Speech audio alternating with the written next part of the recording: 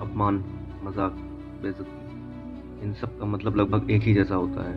अपमान होने पर हर आयु का व्यक्ति समान रूप से जला हुआ होता है। वास्तव में अपमान एक आग की तरह है जो दिल को सुलगाता रहता है। कभी न कभी तुम्हारे साथ भी ऐसा हुआ होगा, किसी न किसी ने तुम्हारा भी मज़ाक बनाया होगा, तुम भी अपमानित किए गए होगे, तुम्हारी भी बेइज़्ज़ती की गई होगी। कैसा लगा था उस वक़्त जब किसी ने कहा था तू फिर आ गया, हट यहाँ से, तेरी यहाँ जगह नहीं है। खून तो खौल उठता है उस वक़्त जब कोई ऐसे सुनाता है। अगर तुम कुछ बड़ा नहीं कर पा रहे हो तो इसका मतलब तुम्हारी किसी ने बेइज़्ज़ती नहीं की, तुम्हारा किसी ने मज़ाक नहीं बनाया, या फिर तुम्हें इन सब चीज़ों से कोई फ़र्क ही नहीं पड़ता। इतिहास उठा के देख लो, जिन भी लोगों की बेइज़्ज़ती हुई है उन्हीं लोगों ने इतिहास रचा है। बात है सन 1903 की, जब टाटा समूह के संस्थापक जमशेदजी टाटा ने आज का पहला होटल बनवाया था। जमशेदजी टाटा ब्रिटेन के एक होटल में रुकने के लिए गए। वहाँ के मैनेजर ने कहा कि हम भारतीयों को अंदर आने की इजाजत नहीं देते, भारतीयों का अंदर आना मना है। टाटा को या केवल खुद का नहीं बल्कि पूरे भारत का अपमान लगा। वह इस मान को बर्दाश्त नहीं कर सके और उन्होंने निश्चय कर लिया कि वह एक ऐसा होटल का निर्माण करेंगे जहाँ भारत ही नहीं बल्कि पूरे देश के लोग आके रह सकेंगे।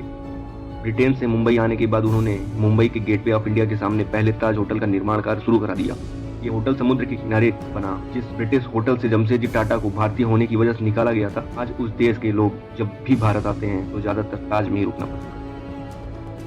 और ये तो कुछ भी नहीं, इनके बेटे रतन टाटा के साथ इनसे भी बुरा हुआ। 1998 में जब रतन टाटा ने अपने ड्रीम प्रोजेक्ट इंडिका के फेल होने पर इसे फोर्ड कंपनी को बेचना चाहा, लेकिन वहां उन्हें अपमान सहना, क्योंकि फोर्ड वालों ने रतन टाटा को कहा, जब आपको इसके बारे में कुछ पता ही नहीं था तो आपने पैसेंजर व्हीकल में कदम ही क्यों रखा। फोर्ड यही नहीं रुका बल्कि उसने आगे कहा कि वे टाटा मोटर्स की कार का बिजनेस को खरीद तो रहे हैं, लेकिन ये उनके ऊपर फोर्ड का एहसान हो। फोर्ड का यह रवैया रतन टाटा को पसंद नहीं आया। वह अपमान का घूट पीकर रह गए और इंडिया वापस आ गए। उन्होंने बदली की भावना में समय गंवाने से ज्यादा जरूरी समझा अपनी कमियों को सुधारना। उन्होंने अपने कार सेगमेंट को बेचने का विचार बदल दिया और अब पूरा ध्यान अपने कार बिजनेस में लगाने लगे। धीरे धीरे उनकी मेहनत रंग लाई। कहते हैं समय पहिए के समान घूमता है और इसी तरह वो खुद को दोहराता है। रतन टाटा की मेहनत ने टाटा मोटर्स को सफलता की ऊंचाइयों तक पहुंचा दिया। एक तरफ टाटा मोटर्स कामयाब हो रही थी तो वहीं 2008 में फोर्ड कंपनी दिवालिया की स्थिति में आ गई। तब टाटा मोटर्स ने फोर्ड से जैगुआर तथा लैंड रोवर को $2.3 बिलियन में खरीद लिया। ये डील के बाद फोर्ड के तत्कालीन चेयरमैन बिल फोर्ड ने टाटा को धन्यवाद देते हुए कहा कि आप JLR को खरीद कर हम पर